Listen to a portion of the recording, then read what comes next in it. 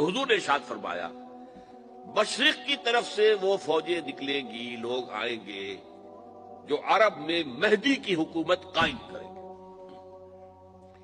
یہ مہدی کون ہوں گے اس کا ذکر میں ذرا بعد میں کروں گا، لیکن نوٹ کر لیجئے کہ مہدی سے پہلے لازماً کسی مشرقی علاقے کے اندر وہ نظام قائم ہو چکے گا، تب وہاں سے فوجیں آئیں گی نا۔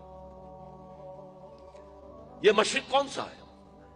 عرب کے مشرق میں آپ چلیے ایران بھی آ جائے گا، افغانستان بھی ہے، پاکستان بھی ہے، اور اگر اسے اور توسیع دے تو ہندوستان بھی ہے۔ یہ ہے عرب کا مشرق، اس سے فوجیں جائیں گی۔ اس کا کیا مطلب ہے کہ اس میں سے کسی جگہ پر نظام خلافت پہلے قائم ہو جائے گا تاکہ وہاں سے فوجیں جائیں گی جو جزیرہ نما عرب میں حضرت مہدی کی حکومت کو قائم کریں گی۔ اب دوسری حدیث سنیے، یہ سنن ابن ماجہ کی حدیث تھی جو میں نے آپ کو سنائی، آپ نے پڑھی۔ دوسری عن ابی ہریرہ رضی اللہ تعالی عنہ، یہ ترمذی شریف کی روایت ہے، قال قال رسول اللہ صلی اللہ علیہ وسلم یخرج من خراسان رایات سود لا يردها شیء حتی تنصب بایلیا۔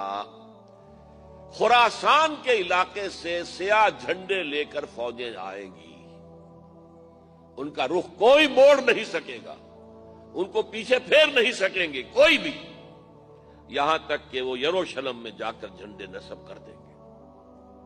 ایلیا حضور کے زمانے میں یروشلم کو کہتے تھے۔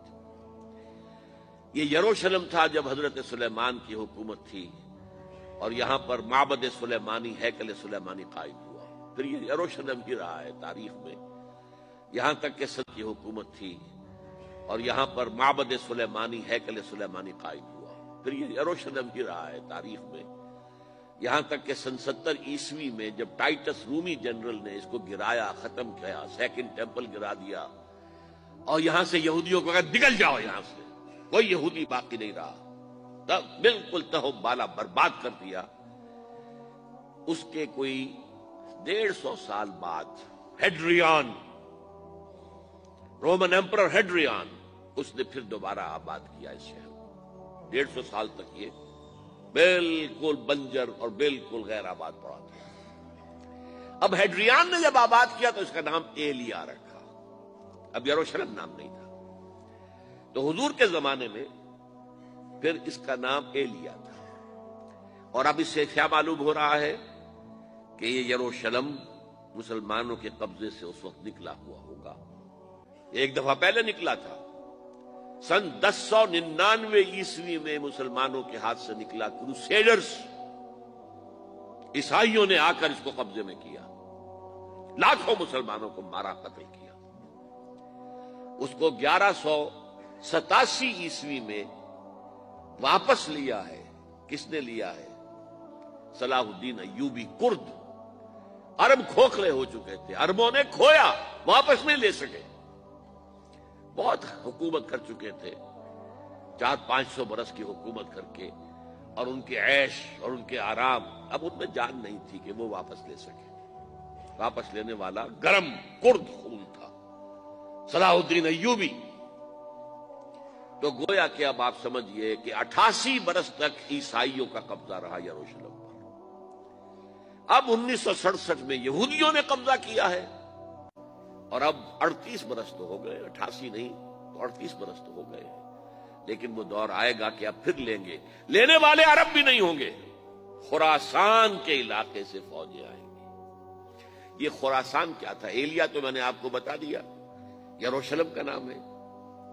خراسان اس زمانے میں ایک بہت بڑے ملک کو کہتے تھے، کچھ حصہ پاکستان کا بھی اس میں شامل ہے، کچھ حصہ ایران کا بھی ہے۔ ایران کے اس حصے کو اب بھی خراسان کہتے ہیں، وہ ایک صوبہ ہے۔ خراسان ایک صوبہ ہے ایران کا، چھوٹا سا۔ پاکستان میں خاص طور پر یہ جو علاقہ مالاکنڈ ایجنسی کہلاتی ہے، اس سے اوپر جتنا علاقہ ہے، اور یہ جو واخان کی ایک پٹی آتی ہے اوپر، واخان افغانستان کی ایک پٹی سی دم سی چلی آتی ہے جو جا کر چائنا کی سرحد سے مل جاتی ہے، یہاں سے لے کے یہاں تک یہ جو مالاکنڈ کا وہ درہ ہے اور پہاڑ ہے، یہ بھی خراسان کا حصہ ہے۔ باقی تقریباً 2/3 آف افغانستان ساؤدرن حصہ نہیں ہے خراسان کا حصہ، یہ سیستان کہلاتا تھا، یہ خراسان نہیں ہے۔ لیکن یہ کہ اوپر کا 2/3 آف افغانستان اور اس کے ساتھ یہ جو عرب، جو اب یہ ترک ممالک آزاد ہوئے ہیں سوویت یونین کی ڈسولوشن کے ساتھ، یہ سارا علاقہ کہلاتا ہے خراسان بزرگ، دی گریٹ خراسان۔